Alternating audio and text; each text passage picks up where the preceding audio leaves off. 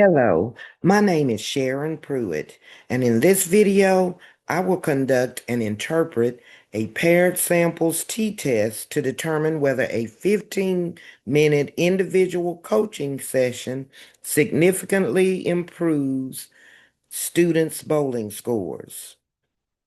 My research question asks, is there a statistically significant difference in bowling scores before and after receiving a 15-minute coaching session?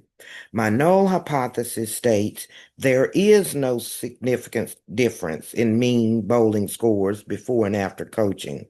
The alternative hypothesis says there is a significant difference in mean bowling scores before and after coaching.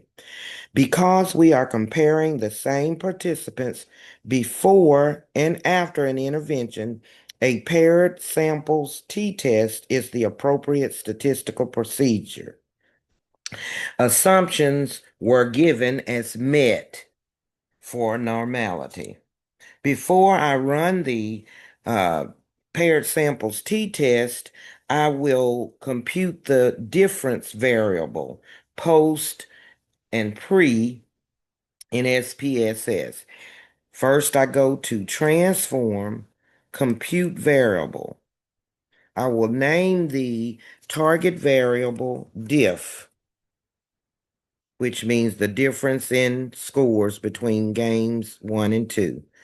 Then I will move game 2 variable into the numeric expression box, and we're going to subtract the scores of game 1 from game 2 as I move game 1 into the numeric expression box. Then I will click OK. And we have our third variable, which is the difference in scores between games 1 and 2. Next, I will download the data for our paired samples t-test. In order to do that, we go to Analyze, Compare Means and Proportions, click on Paired Samples t-test. We move our variable game 1 into the paired variables box, and we'll move our second variable game 2 into the paired variables variable 2 box. Click OK, and we get our output data. Here we see that the mean for game 1 is 90.00, standard deviation 13.54. We have n equal 20. For game 2, 94.95 is the mean, and we have a standard deviation of 14.32 with n equaling 20. We see that students improved by approximately 4.95 points on average after coaching. This suggests improvement, but we must determine if the difference is statistically significant. Take just one little second to look at the paired samples correlations. Our professor said we don't have to look at that, but we note the correlation R is equal to 0.556. We see our two-sided P is equal to 0.011. And this correlation, as I mentioned, it shows a moderate positive correlation that indicates that students who scored higher before coaching also tended to score higher afterward, which is expected in repeated measures designs. Now we'll take a look at the paired samples test. We note the mean difference is equal to negative 4.950. Note that T with 19 degrees of freedom equals negative 1.685. We have a P, our two-tailed P value equals 0.108.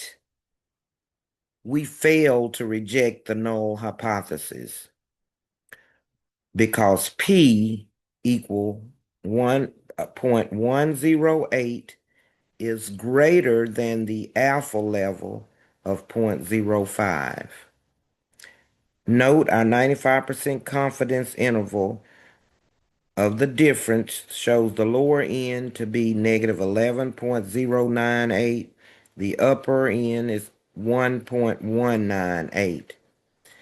And we see too that because although the mean increased by nearly 5 points, the difference is not statistically significant.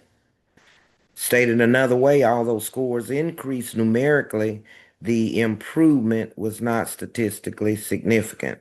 And additionally, the 95% confident interval includes zero, further confirming that the true population difference could be zero or that the difference is not statistically significant. Next, we look at percentage change. And in order to calculate the percentage improvement, we use the formula new game 2 scores minus old game 1 scores divided by the old game 1 scores times 100%.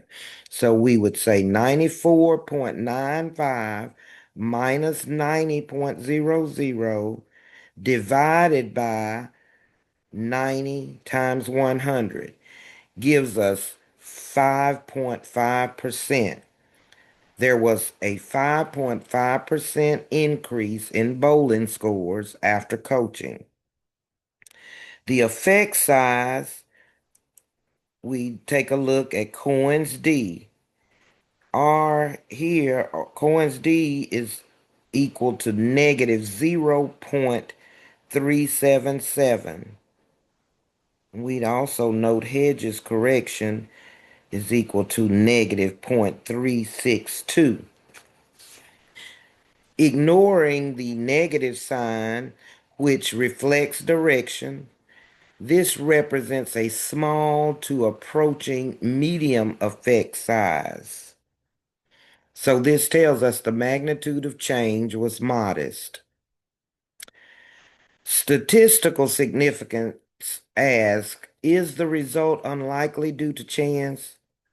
And practical significance asks, is the result large enough to matter in the real world? In this case, statistical significance, no. P is equal to 0.108.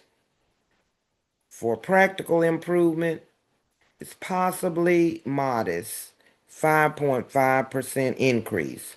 A 5-point gain in bowling may matter in competitive settings. However, with only 20 participants and moderate variability, the study may not have had enough power to detect statistical significance.